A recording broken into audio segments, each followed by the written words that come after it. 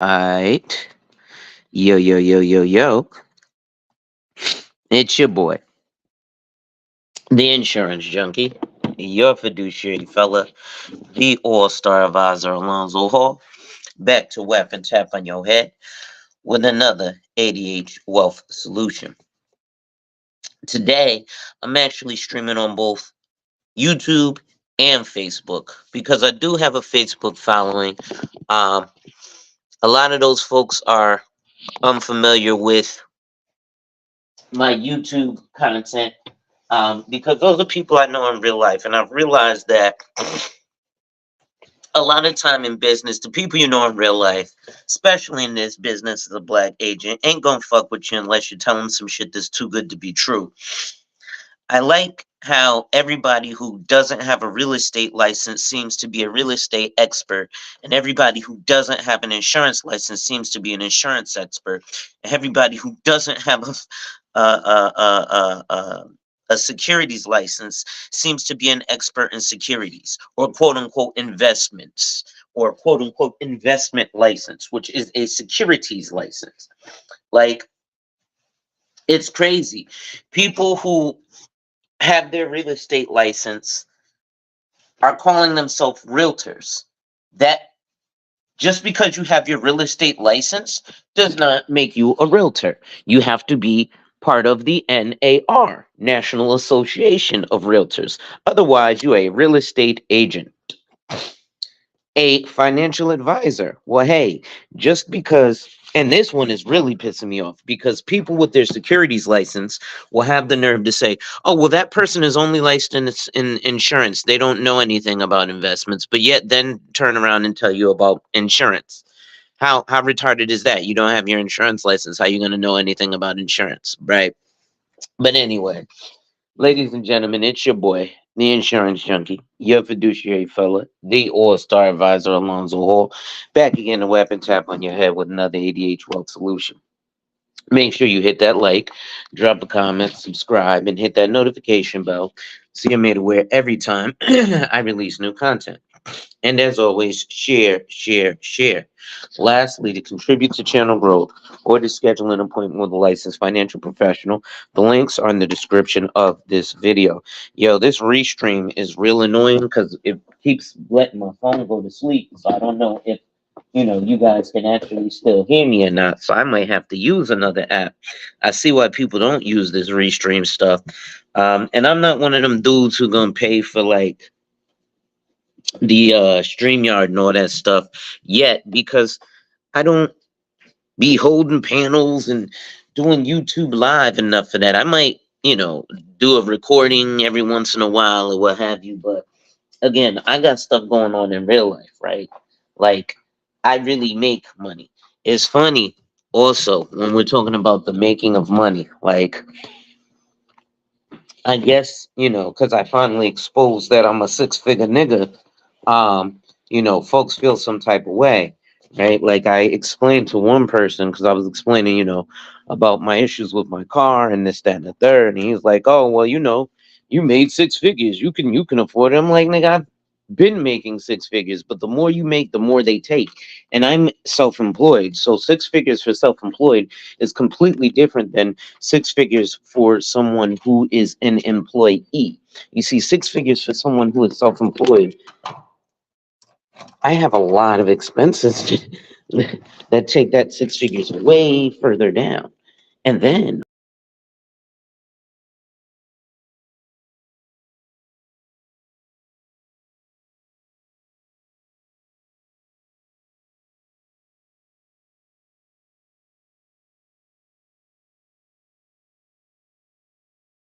let me I might just come back on the other app.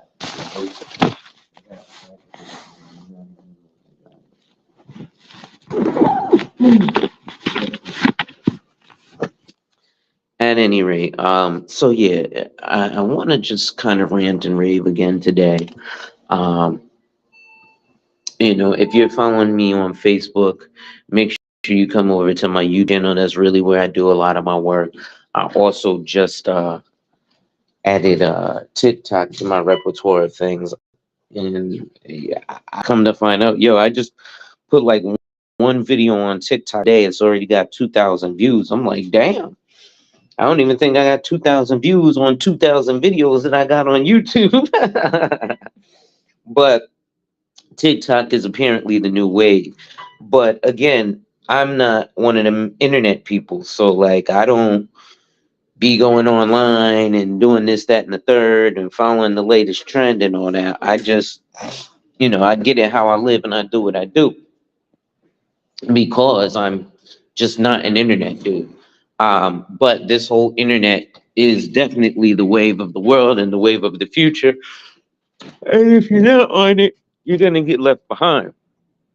Now, speaking of getting left behind, I want to talk to y'all again because everybody's talking about this fiat currency, this quote unquote digital asset, but yet they're not confident in the American dollar. Yet you're confident in cryptocurrency.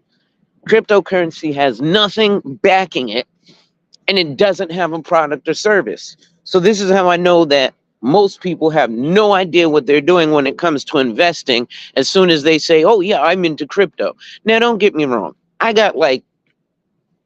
spent like $50 on crypto because I'm like, hey, who knows?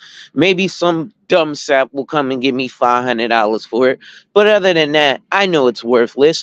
But I've spent $50 on much worse. Remember, I smoke marijuana. So I'm sure I've spent $50 on much worse than crypto.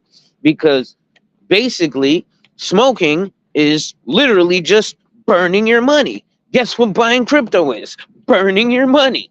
So if you're gonna buy crypto, you might as well go get a drug addiction. It's pretty much the same difference. At least you'll get a high from it. Why do I say that? Well, here's how stocks work. They go up and down in price. Why? It's not because somebody says it's gonna go to the moon or what have you.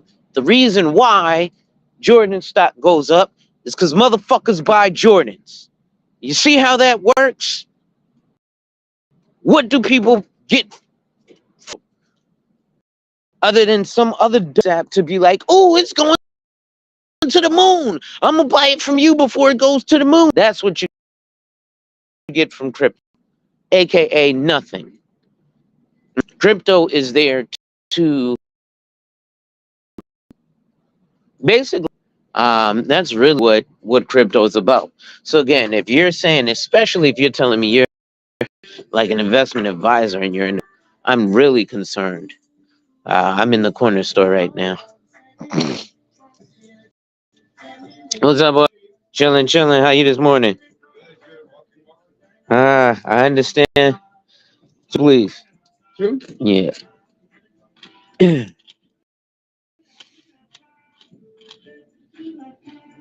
Was this Young Gunner? I don't even this rap music shit, man. I feel old, man. How old do you think I am? 25. Thank you, brother.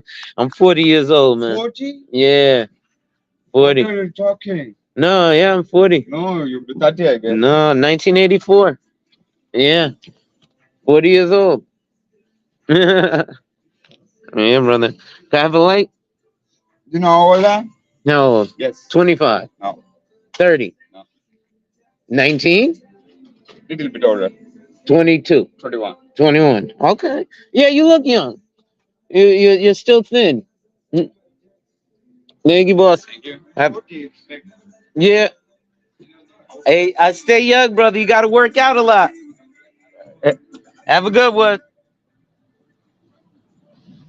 So, yeah, folks. Again, that whole crypto, that play is BS. Now, I actually spoke about someone online the other day who has an options trading course. Now, I actually, well, don't personally know, but I know someone who I affiliate with online who has an options trading course. The reason I don't bash his course is one, he has an economics degree. Two, he explains to people just because you come to my course and you get My strategy doesn't mean it's going to work for you. So don't come in here thinking that you're going to come trade options with me and you're going to go to the moon and you're going to be a bazillionaire overnight, right? This is why I don't bash him. But there are a lot of options traders. I'm going to put options traders in quote marks because a lot of these people are like, oh, yeah, I trade options, I trade Forex. No, you don't, because you don't have the $25,000 liquid to do so by FINRA, the Financial Industry Regulatory Authority, which says if you don't have a minimum of $25,000, you can't day trade, right? So you look at it like that, and it's like, well, damn. Uh, I guess these folks are pulling the wool over your eyes. But I actually know someone personally in real life. He's a kid. He's 20 something.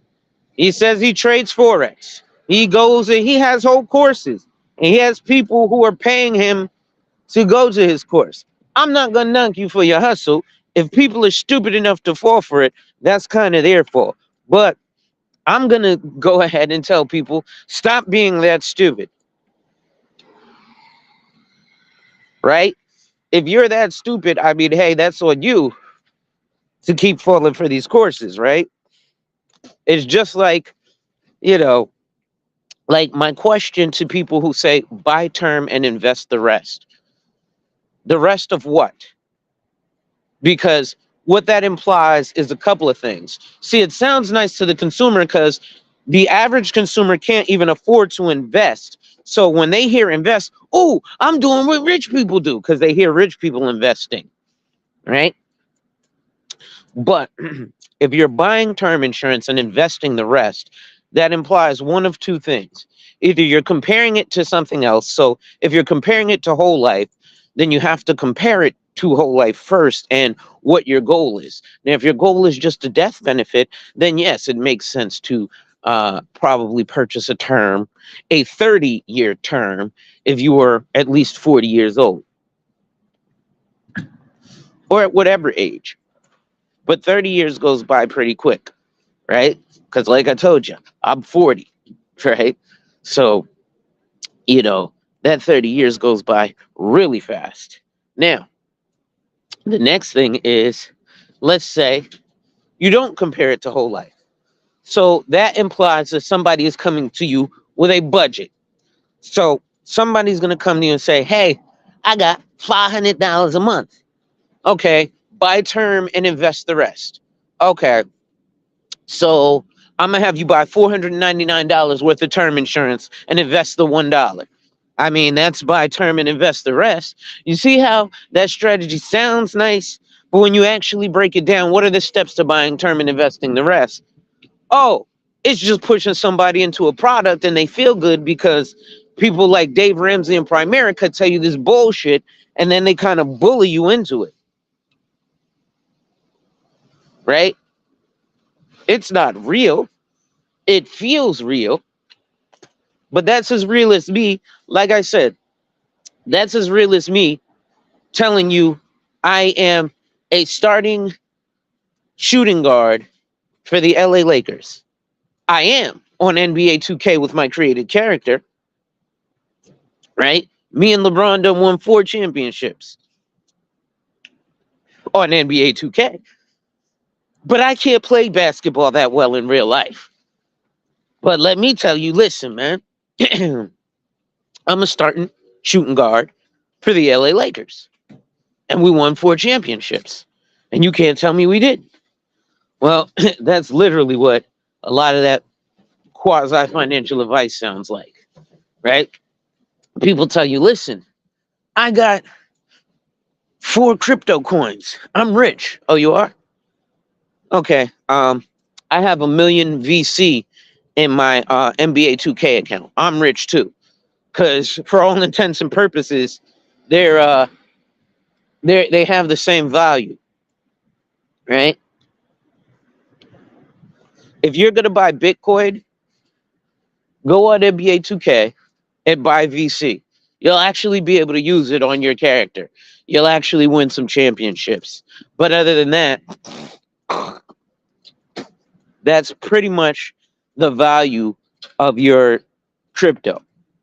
Now, are they trying to create CBDC, digital bank cryptocurrency or whatever? Yes, they are, right? But that's a long way to go, right? Again, then people will have the argument, oh, well, crypto, the US dollar is a fiat currency. So it's so you can't say that crypto is a fiat currency because American dollar is a fiat currency too. Right. But what are you getting crypto for? You're getting crypto so you can get money, the American dollar, right? You don't think so? Most of the world wants the American dollar. You know why? Because about 67% of the transactions done on the planet Earth are done in American dollars and US dollars, right? Not the Great Britain pound, not the yen, and definitely not Bitcoin, cryptocurrency, Ethereum, sucker, Ditcoin, Depco coin, Shihi coin, Shiba Inu. What else is there? Right? Queena, what's going on? How you doing this morning? This is gonna be a short one. It's cold as sin out here today. So I'm definitely just gonna cut my walk a little short. I already been walking for about the last 15 minutes, so my hands are freezing. But you got this cryptocurrency that is worthless, and people are ending up stuck on it, right? And then all over the place, obviously, we've got the Cat Williams fiasco that went on, but all over the place, you've got all this mating, dating, and relationship stuff. And it seems like it's just people being angry at each other, not actually coming with solutions for anything. Yeah, I got to put my gloves on. My hands are stinging. It's so damn cold. And I forgot I got small bird syndrome, so I freeze easily. What happens is, I think I'm anemic, actually, is what ended up occurring. So I get cold quick and easy. But when you look at the whole scheme of things, this whole mating, dating, and relationship shit is some BS too, right? I definitely agree. And it seems like it's more just division than anything else, right? But again, I'm gonna get back to the financial stuff. Cherie, what's going on? How are you this morning? So I'm gonna get back to the financial stuff. Again, buying term insurance. There's nothing wrong with term insurance at all, right?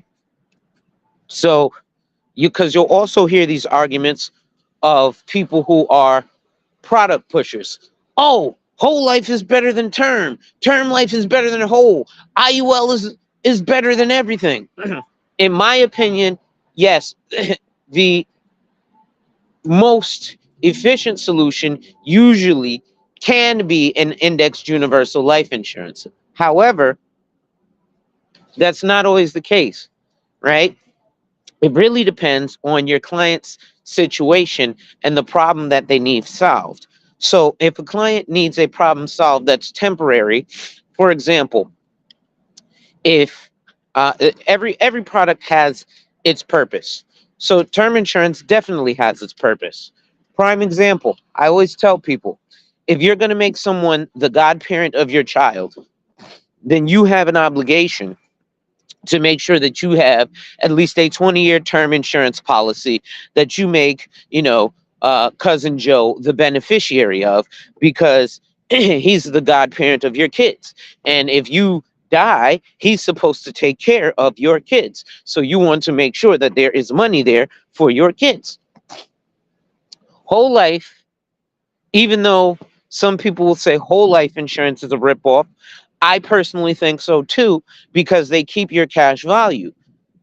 That's why I prefer indexed universal life over traditional whole life. But there are situations where traditional whole life will fit your needs a little bit better, right? Some people don't like the exposure to the market. They don't like the intricacies of mirroring the S&P 500. They don't want to deal with none of that. They just want to know, listen, I got this. I pay my premium. I die. My folks get money.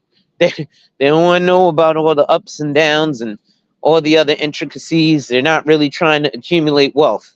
And IUL is more for wealth accumulation, whereas traditional whole life is more for death benefit protection, right? But again, you have all these agents who are running around like they sell one specific thing or another, and they're fighting over, oh, term insurance, whole life insurance, term insurance, whole life insurance. And realistically, as a licensed agent, I don't care. If you're coming to me, if you absolutely want to buy term insurance, guess what? Okay. If you absolutely want to buy whole life insurance, okay. You absolutely want to buy, okay, I'll sell. Absolutely want to buy a variable universal life insurance. I'll sell. You know why? This allows me to sell all of that. So what ends up happening, however, is a lot of agents who have the licensure, yeah, anything can work. It really depends on your strategy. But it's not just well, yeah, it's literally the strategy and the goal that you want, right? Because there's different outcomes. Now, again, also with term insurance, there is the possibility of getting your money back. Hold on, guys, I might lose service. But with term insurance, there is the possibility of getting your money back. Now, there is a type of term insurance that allows you to do that, and that's called ROP, or return of return of premium term insurance is more expensive than traditional term insurance. Why is that? Because now your money is the possibility of them giving you your money back is there. Now, here's what's funny. There is a study from Penn State University, right, that shows that 99% of term insurance does not pay out. And I was like, oh, yeah, that makes sense because most people outlive their term. And guess what? I was absolutely wrong. That's not the reason that 99% of term policies don't pay out. The reason that 99% of term policies don't pay out is because they tend to lapse, right? Because you miss a payment, boom, they cancel it, right? So this is why you'll hear people prefer whole life insurance or permanent insurance over term. Because at least with a whole life insurance, and this is traditional whole life, you have that cash value. So that cash value is more of a safety net for if you have, something goes on, and hey, I'm ran out of, lost my job. Okay, well, let's say your policy is $100 a month. You were paying it for, a year or two, and now you've got $1,200 of cash value available in your policy, and then you lose your job. Well, you can't pay your policy anymore. So if it's a term policy and you lose your job and you can't pay your policy anymore, once that first payment goes, once they go to try and take that payment and it comes back insufficient funds, boom, your policy's canceled. Why? Because it's term. There's nothing there to hold it together. Now, if that same policyholder has a permanent policy, then they end up in a position, hey, I lost my job, da da da da. Well, that permanent policy at least has some value that that $1,200 will cannibalize itself. So for at least a year, your policy will basically fund itself. And that's why people generally prefer the cash value life insurance over a term policy. But that does not mean that that's the best thing for you. There's also a term permanent blend, right? So you can have a permanent policy with a term policy attached to it, right? But again, You have to have an agent who actually knows this stuff and wasn't just trained to push a product, but was trained to push a solution to a problem, right? Whatever your pain point is, that's probably why you're going to seek life insurance. Now, most people are just going to seek life insurance because they think, hey, when I die, I want to leave somebody a check and then I want to go invest my money. Well, let me tell you characteristics. I'm going to tell you some characteristics of two financial products. And after I tell you the characteristics, I want you to tell me which one sounds more attractive to you. So, with one product, there's a possibility of losing all of the money that you initially put in. There's the possibility of gaining a boatload of money. And you have to pay taxes on that money. The other financial product, you have no possibility of losing any of the money you put in. You do get tax deferred growth. And if properly executed, you can actually access the money at any point for zero tax dollars. Which one sounds more attractive to you? The one where you can lose your principal and you have to pay taxes, or the one where you absolutely cannot lose any of your principal and you don't have to pay taxes? I'm assuming most people are going to say the second one, right? Where I don't lose any money and I don't have to pay taxes. I like that. Well, that, ladies and gentlemen, is permanent life insurance, right? Now, this is not to say that that should be your only product, because again, a truly licensed financial professional is able to sell all of the products, right? But there's also levels to it, right? So investment people get paid off of AUM, assets under management. This is why I explained to you that the minimum investment is actually $25,000, but a financial representative who drops his pants will allow you to invest $10,000, which is $834 a month, right? But to be honest, most of the smallest AUM accounts are about $50,000, right? So with a 1% AUM on $50,000, it's about $600 you end up paying for the year. So for me to do work, I got to get paid. So you have to invest enough that it makes sense for me to get paid. Doing $25 a month in a mutual fund is not enough for me to get paid as a financial rep. It's not, right? And then let's look at the the fees that you're going to end up paying, the taxes that you're going to end up paying, right? Because it's all subject to the market. Now, does that mean that you shouldn't get a mutual fund? No, it means you should get a mutual fund. Does that mean you shouldn't get an IRA? No, it means that you should get an IRA. Does it mean that you shouldn't get a 401k? No, it means that you should get a 401k. Why? Because all of these things are like having a car, right? If you have a car and you don't have the four wheels, you can't go anywhere, right? So that's literally why you need all of these products. Now, you can get them over time, but here's why insurance is the first product you need, right? It is the foundation. If I were to build you a building and start with the roof, guess how soon that building would collapse? Well, it wouldn't collapse because it would never go up, right? Because I built the roof on the ground. Well, that's what you're doing when you're skipping insurance and you're going straight to investment. You're building a building and you're like, okay, we're going to start building this roof. Well, why are you building a roof? There's nothing for this to sit on. Oh no, I'm gonna build a roof. Then I'm gonna build the building. Then I'm gonna dig a hole in the ground and put the building on top of that hole that I put in the ground. Well, no, you wouldn't do that. You'd start by digging a hole in the ground, securing the foundation of the building, and building from the ground up, not from the top down. Right? It's not possible to build a building from the top down. Yet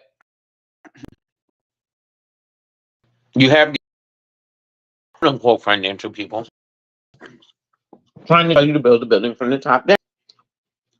And then you'll have people who unfortunately, and I want to go back to this comment from Cherie. Anything can work, but it depends on your strategy. This is true. But the major issue is this: a lot of people have herd mentality. So you have a lot of people, hey, I invest in QQQ with Vanguard or VOO or whatever. And the problem with that is, hey, that's great, but that's your investment strategy, right? Um, that may not be my investment strategy. You see, some people are conservative investors, so they're not going to have a heavy risk tolerance, right? Some people are moderate, so they might not have the heaviest risk tolerance either. Some people are aggressive, they are going to have a higher risk tolerance. Now, most people never talk to you about risk tolerance or exit strategy, right? These are things that you need to know about when you're investing, right? I've seen so many channels talk about investing and they've never said the word time horizon. Time horizon is literally how long do you want to be investing for, right? Do you just want to put money in investment and feel good because you have money in an investment? Or do you eventually want to get those funds out and be able to spend them, right? Because at some point, people have to start realizing money is a tool. And the wealthy don't just hoard money. Now, yes, they do purchase income producing assets, right? So, an income producing asset can simultaneously be initially a liability. I'll give you an example. An income producing asset that I was talking about the other day on K Business Podcast was purchasing a vehicle, a Mercedes Benz, so that I can take it and just literally use it as Uber, right? I got a couple homeboys. Listen, I'm gonna pay you $100 a day to drive for 8 hours a day Uber, right? So 8 hours, you take as many rides as you can for Uber, right? And then every day you do that $100. Now, initially, that car is a liability because it's not making me money because I have things like the car note and the car insurance. But if 6 months, a year goes by, I'm probably going to have that car paid off, generally within a year, if I'm making enough money from the Uber driving, right? And if I've got, 3 people driving at 8 hours a day, right? 8 16, that's 24 hours a day. Okay, what's up, bro? Eventually, that money will start to come back to me, right? Because it becomes now an income producing asset. Just like a buying a house or a multi-family property is initially a liability because you have the mortgage, but it becomes an income producing asset over time, right? Now, you can also have things like, I was actually watching The Lead Attorney. You can have things like we were talking about, like Cherie has a newsletter for Black women making money. And Cherie, hopefully you have a wrench. If you could, make sure that you put your links in here. Okay, make sure that you put your links in here. Um, yeah, guys, make sure you guys put your links in here. Every time you guys come to my show, please promote yourself. Um, because my following needs a lot of you guys' information, especially Black women who may be of my following. I absolutely want you to go over there and make sure that you follow Sharia Black Women Making Money. She's always speaking to upwardly mobile Black women. And I think, especially with this dating, mating, and relationships, that's very important that Black women empower themselves because there are a lot of trash dudes out here. Why do I say that? Because I've had Black men fail me at every step in my life. And it's frustrating, right? But I'm talking about in terms of business, right? I'm, I have 8 associates that are under me. Like I said, I'm a managing associate with my financial services firm. Of the 8 associates that are under me, I have 4 of them who are black women. Of the 4 black women that worked under me, you know how many failed me? 1. She just couldn't cut it, but a lot of people end up getting into this business and can't cut it. Of the men who have failed me, I've had more than 8 associates, but I have 8 who are under me. Of the men who have failed me, let's see, I've got about 8 black males who tried to get into this business and failed me. And the reason I say they failed me is because they gave me a bunch of lip service. Hey man, yeah, I'm gonna go get this license, and then I'm gonna go do this, and I'm gonna go do that, and I'm gonna work with you, and I'm gonna be at all the meetings, and da. Then when it comes time to perform, they're never at the meetings. Well, if you're not at the sales training meeting, sir, you don't end up learning how to perfect imperfections, what's going on. If you're not at the meeting, sir, you don't learn the product. So if you don't learn the product or how to market it, how can you then market it to your client, right?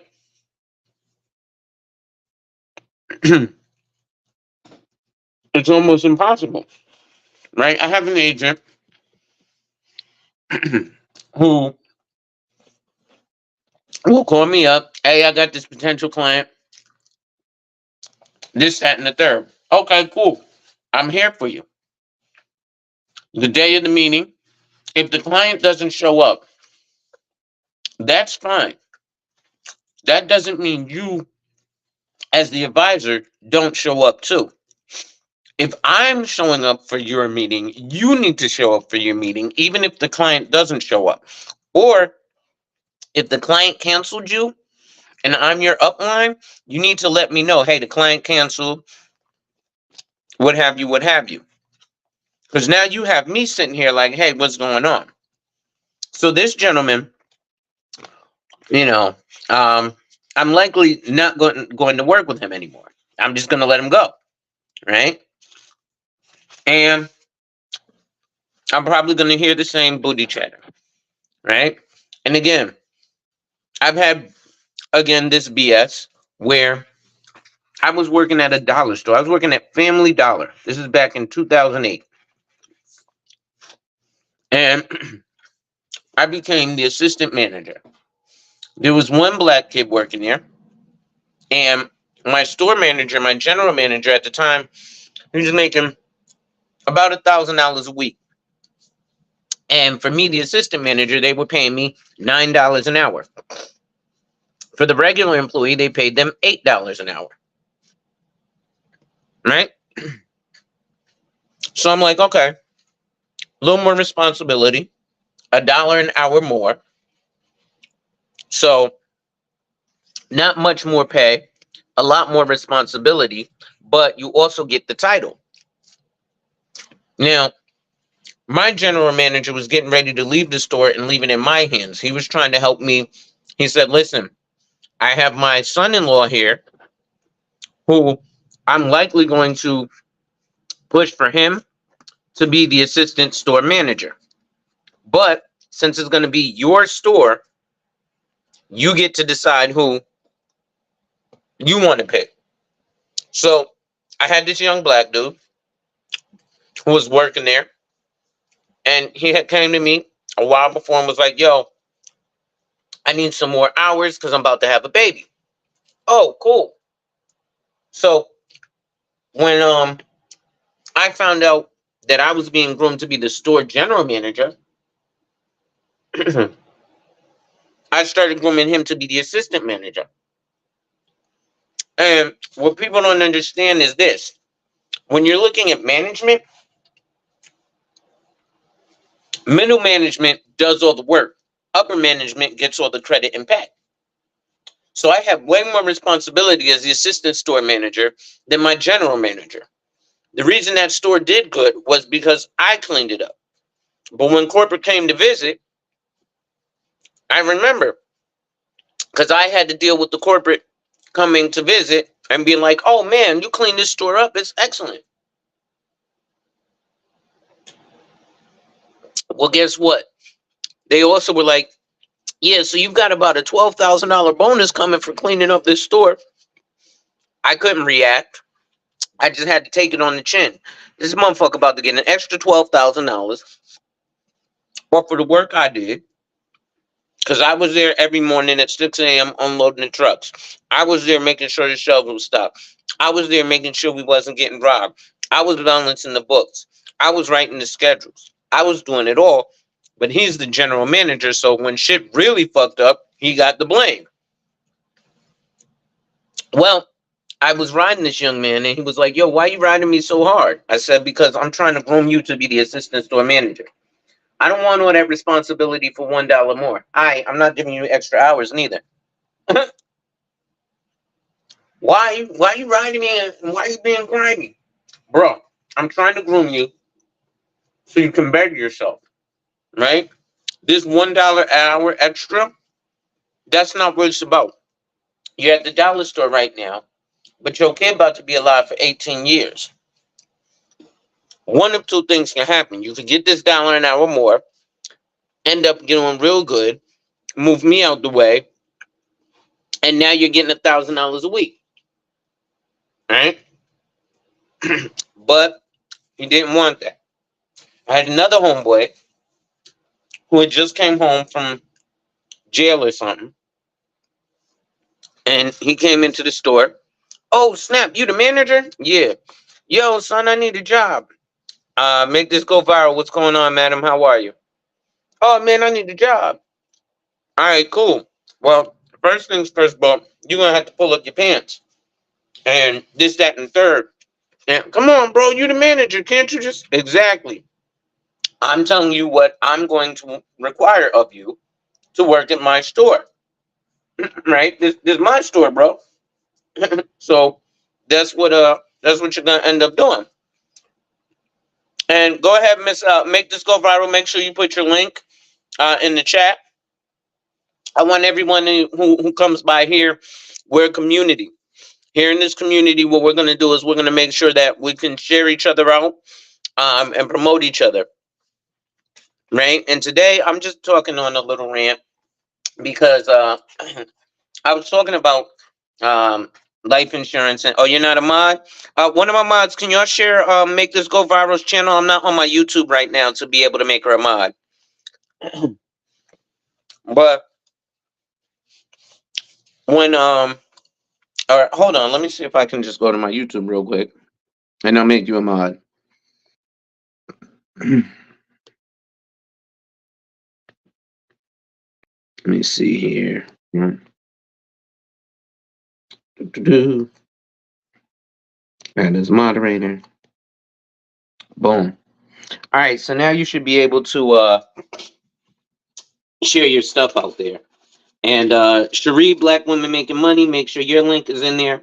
Like I said, I definitely want folks to go over there. Make this go viral will help you really in making your stuff go viral. And she's great about monetization of our YouTube channels, y'all. I was watching the lead attorney last night. Thank you, Queena. I was watching the lead attorney last night, and he made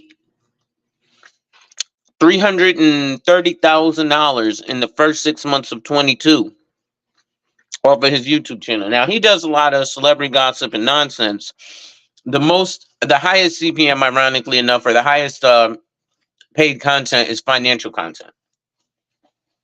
So if you're talking about finance or credit, they pay you the most for that, which is why everybody has a, you know, John the stock investor, but they don't have a, you know, an actual license. Now, again, the reason that again brothers need to really get our stuff together is because um we're in last place. Our women are destroying us as far as earning, right? Yes, there are a bunch of black men who earn great money, but overall, our women are destroying us. So we can't say we want this subservient woman when she has nothing to be subservient to collectively. Don't get me wrong, there's a bunch of good brothers out there. Husbands United, boatload of us. But what's going to garner the most attention is future, right? Like I just saw a guy who posted something about hold on, no, I don't want to block. Hold on, this, here we go. Yes, the winning team. There you go. So there's this guy who posted about Russell Wilson and Sierra, and he's like, "Oh, now that Russell Wilson is gonna lose his NFL career and his NFL money, UNC Sierra go back to the streets and da, and she's gonna go get the type of man she prefers." What I found out is a lot of you guys are just straight jealous. You know what I mean? And that shit is sad, right? I just don't understand, you know, a lot of these guys' thought process. And the reason I don't understand it is because I was in you guys' position. I was butt hurt because back in high school, I didn't get the big booty chick, the light skinned big booty chick I wanted. And now I'm 40. And, you know, I'm like, man, how come I couldn't get the light skinned big booty chick? Well, guess what? I have my wife, who is my darker skin, you know, big booty chick, if you will, right? Her booty perfect to me. It might not be nice to you, but you ain't got to deal with her. I do, right? So her booty perfect to me, right? Um, just like I know a bunch of other men who are husbands who they wife booty perfect to them. But what I've noticed is a lot of these guys are so miserable that they don't have anyone. And remember, misery loves company. So a lot of these guys want to, just like they say, oh, these washed up women hit the wall and they're teaching the young girls different. I beg to differ, bro. You know, we want power, take it, right? And then I have dudes who, like, there's a guy on here by the name of Mr. Lucario or Steve the Teen. And these guys give mating and dating advice. And they're like, oh, all you have to have to get women is game. You don't need to spend money, because there was a Kevin Samuels flick, and he was talking about, oh, all you game guys, it's because you ain't got the $3,000 to spend on a woman for the weekend. That's why you won't just pay for play. And I'm like, listen, you don't have to pay for play. Yes, you can use game, but when their ultimate goal is literally just the sex, then do what you do. They're not looking for relationships. They're looking for relations, right? Why? Because they have misplaced mommy and misplaced daddy issues. A lot of black men use sexual conquest because they're hurt because their daddy wasn't around. And what they do is they create that issue for a lot of other young men.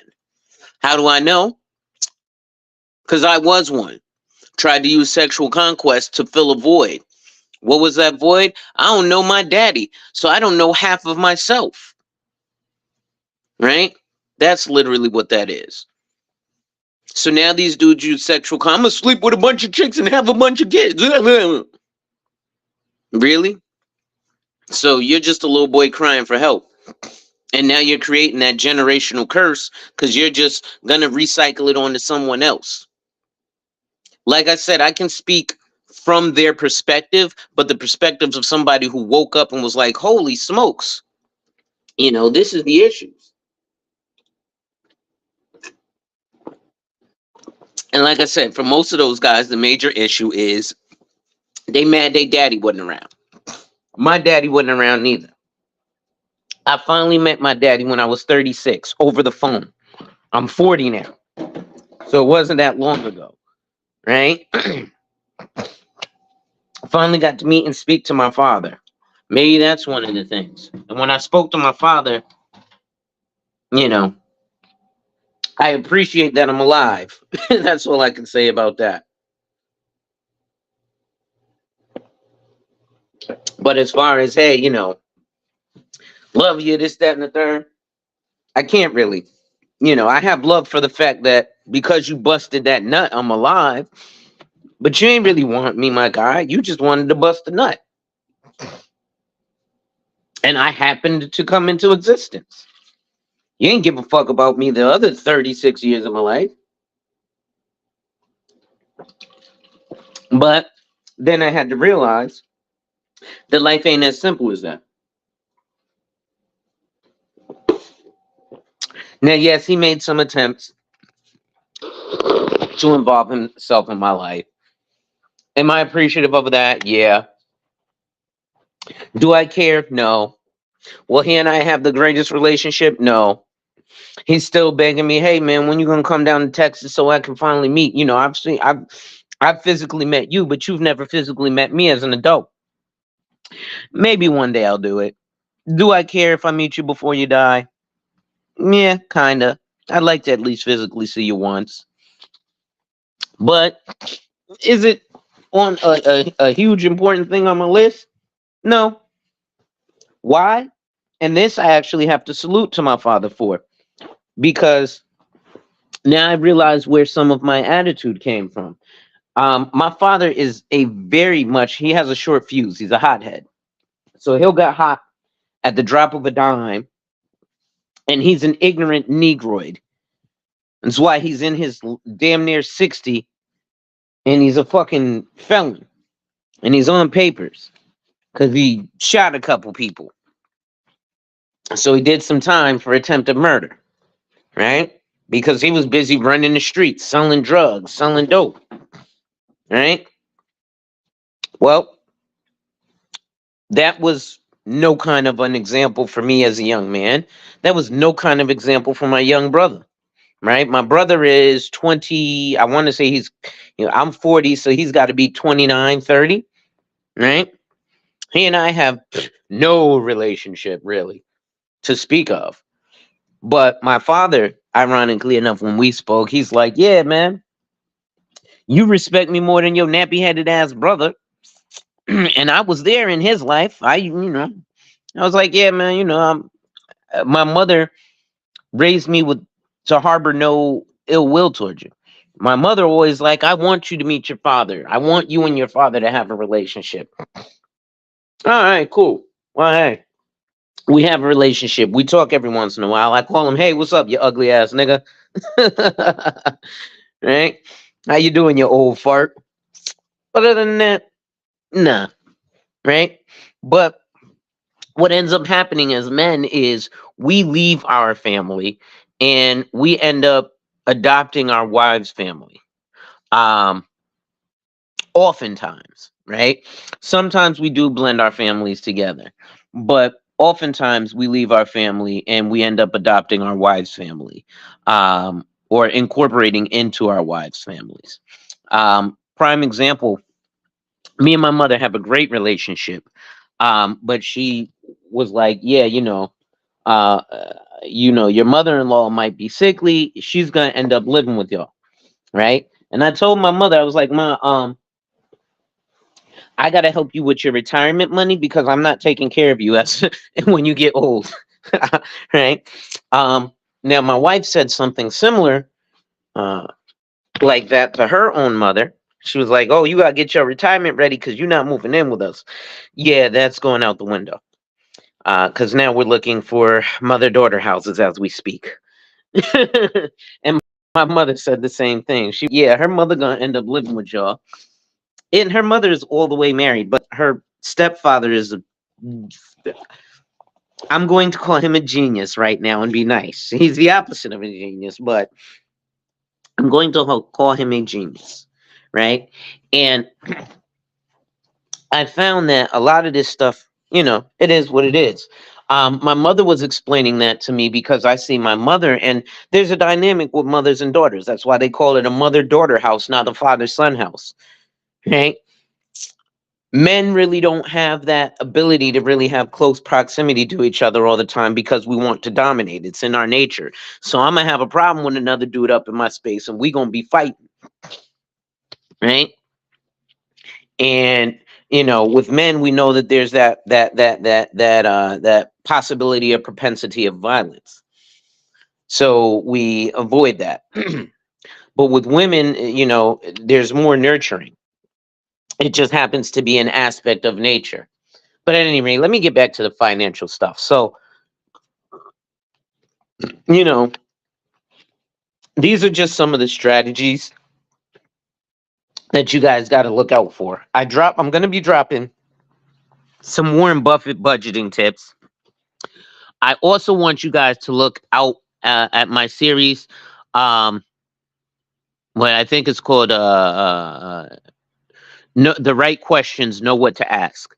Because what ends up happening is the reason people end up getting scammed so much is they don't know what to ask, right? So like I said, when you go to someone in Primerica and they're telling you to invest $25 a month into a mutual fund, right off the rip, ask for a prospectus, right? If someone online is saying, hey, this is the stock that you should buy, well, why is that the stock that I should buy?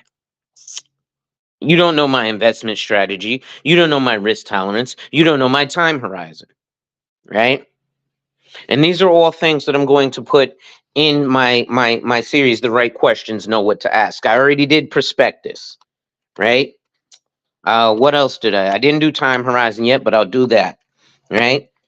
I did capital gains, so you understand what a capital gain is, what you understand what a capital loss is, right? So let's look at unrealized capital gains, right? Because this is how people get messed up when they are quote unquote investing and they end up feeling good, but they end up getting nothing from it. And this is why you shouldn't be watching the market all the time. So, investment strategy or time horizon would be this: if you're 20 and you're investing, you don't really need to watch it every day because you are not in need of that money for at least 20 years, right? So if you're starting to invest at 20, you don't need to watch the market every day because when you invest, your financial institution is legally obligated to send you a statement at least once a year. Most financial institutions send quarterly statements. What is a quarterly statement? Every 3 months, it says, hey, here's your investment portfolio. Here's how it's doing. Here's how it did over the last 3 months. So you need to be watching it every day. Oh, Nike's taking a hit. Let me sell all my Nike stock. No, that's fucking retarded. The only reason you would watch the market every day is if you're 60 and you're about to retire and you need to draw that money down now. This is why it's important to invest in your 401k. This is why it's important to invest in your IRA. Most people, those products are created because most people cannot invest because they cannot afford to invest. The most you can put into an IRA this year now is $7,000 a year. But let me ask you this, ladies and gentlemen. If you can afford to put $7,000 away, then when it comes time for retirement, do you think that $7,000 a year you put away is going to be enough for you to live off of? Probably not. And these are slow interest gaining products, right? And if they're qualified, that means they're taxable. So what does that mean? That means that and why Nikki Baby was going on. That means it lowers your tax burden to start with. So let's say you make $100,000 a year and you put $7,000 into an IRA before taxes. So that's going to lower your annual salary to $93,000 a year. So now that's $7,000 you don't have to pay taxes on this year. And now let's say you max out your 401k at 22.5, right? So now that brings your income down to $67,000. So I'd rather pay income tax on $67,000 than $100,000. The problem is this: in most of the people in my following, well, I don't know the age of all of the people in my following, but over the last 40 years, have you seen income tax rates go up or down? We've only seen income tax rates go up, meaning that for the hours that you work, they take more money. So what a IRA or a 401k that's qualified, or any qualified retirement plan, is saying is, hey, now you ain't got to pay the taxes now, but you will pay the capital gains taxes, meaning every dollar that you've earned on this money that you've invested, you have to pay 15 cents on every dollar. But because you didn't pay taxes on this money 20 years ago, you have to pay regular income tax on this money now.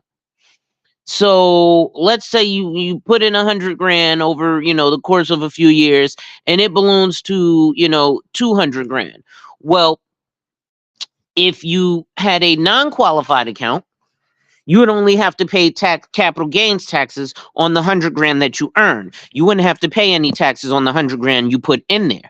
But because it's a qualified or taxable account, you now have to pay taxes on that whole 200 grand. You have to pay, let's say right now, the highest income tax rate is technically 39, but 33%. So that's only going to go higher. So you're probably going to end up having to pay 50% on that in 20 years. So they're going to take half of that 100 grand in taxes, and then they're going to take another 15 grand out of the other 100 grand in taxes. Right? Now, if you do a non-qualified, meaning, hey, I'm going to pay the taxes today. Whatever it is, I'm going to pay the taxes today. Right? And then you put 100 grand in there. Basically, now that's tax free. So that balloons and grows, whatever it grows to.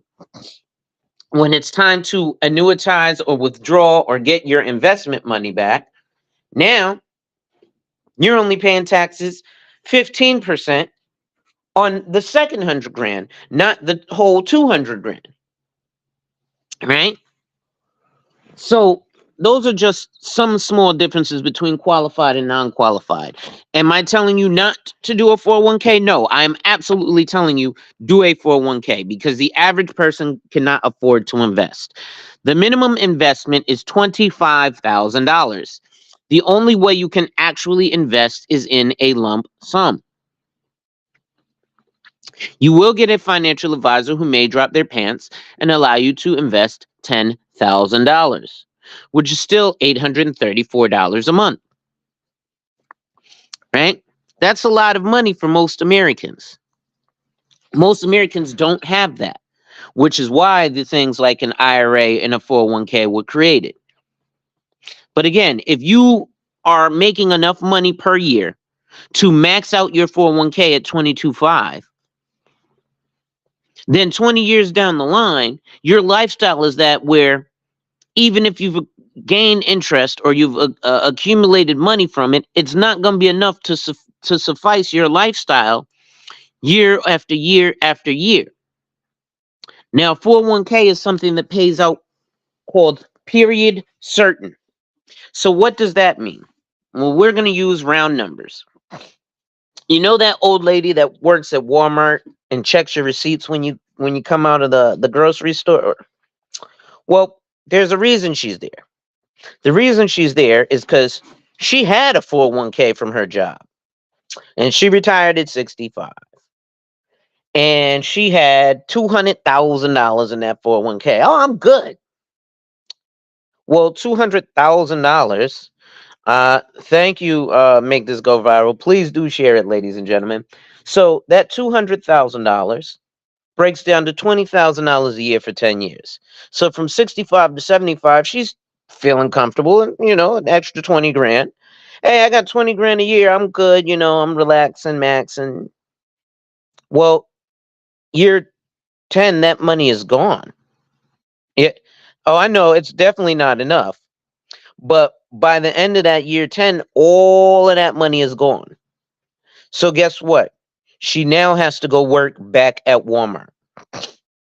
Now, what ends up happening is that's because it pays out period certain. There are other products that will pay you a lifetime income. Ironically enough, one of those is life insurance if properly structured. But here's the real issue with a lot of that. Most people cannot afford to properly fund their life insurance. What do I mean by that? Well, I'll give you an example. I have a niece who's in her early 20s. She's buying an index universal life insurance policy from me.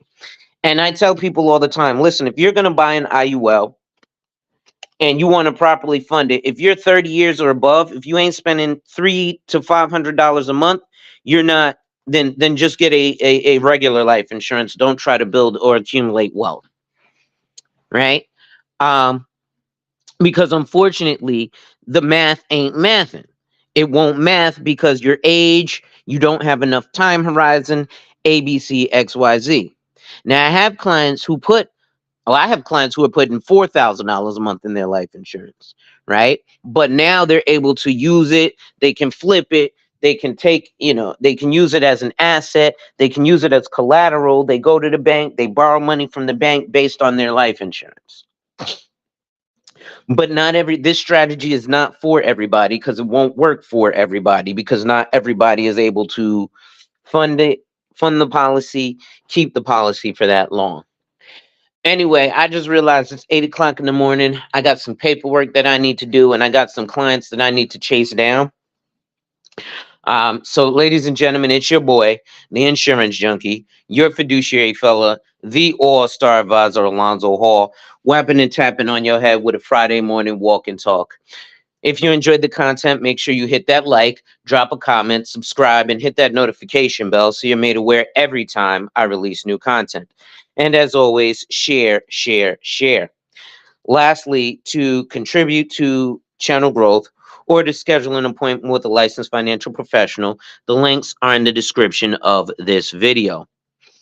And it says that's why most older people have to come out of retirement with the cost of living being too high. Yeah, unfortunately.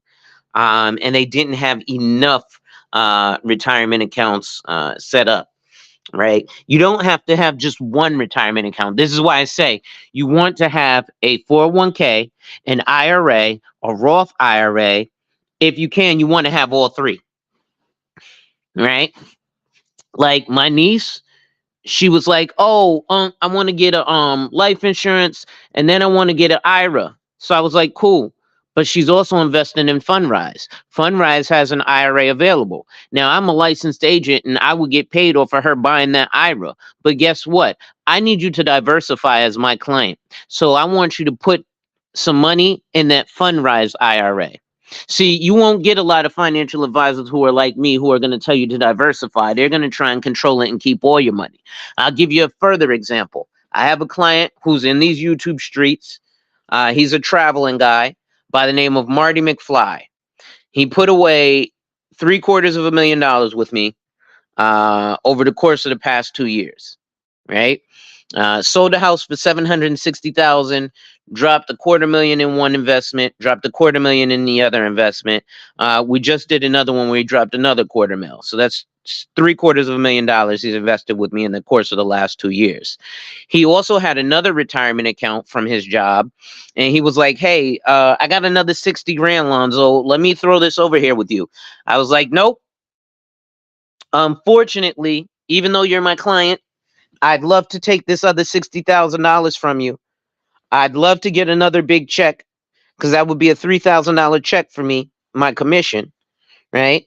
And I could definitely use that, especially since I just went and spent $4,000 on new tires and an oil change on this damn Mercedes, right? Um, that's because I ripped myself off and I went to the Benz dealership. I do my service at the Benz dealership, and it costs so much more when you go to the dealership than just regular degular. But like I'm the type of person who's like it looks crazy now because I have a Benz and I bring it to the dealership. But I remember in the early 2000s, I had a 1992 Pontiac Sunbird. And you know what I did? I brought it to the Pontiac dealership. Um, I was just the type who was like, who doesn't bring the car to the dealership? That was my thing, right? Um, but now that I have to spend $4,000 on an oil change and some new tires, I'm about to find me a personal mechanic.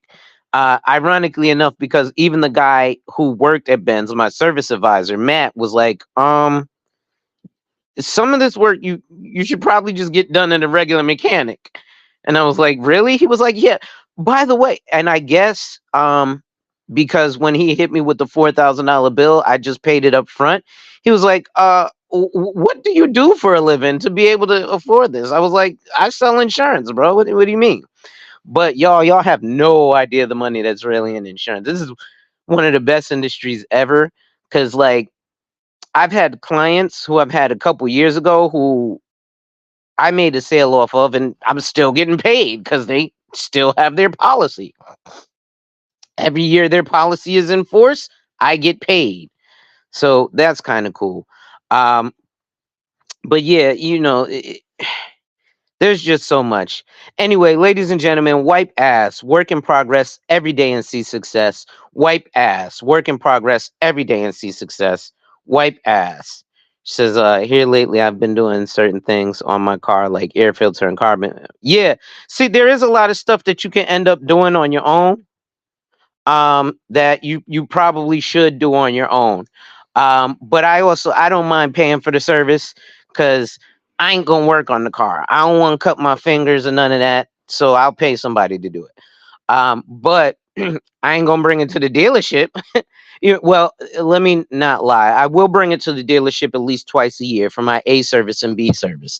But everything else, I'll bring it to a regular mechanic, because $4 grand for a damn oil change is ridiculous.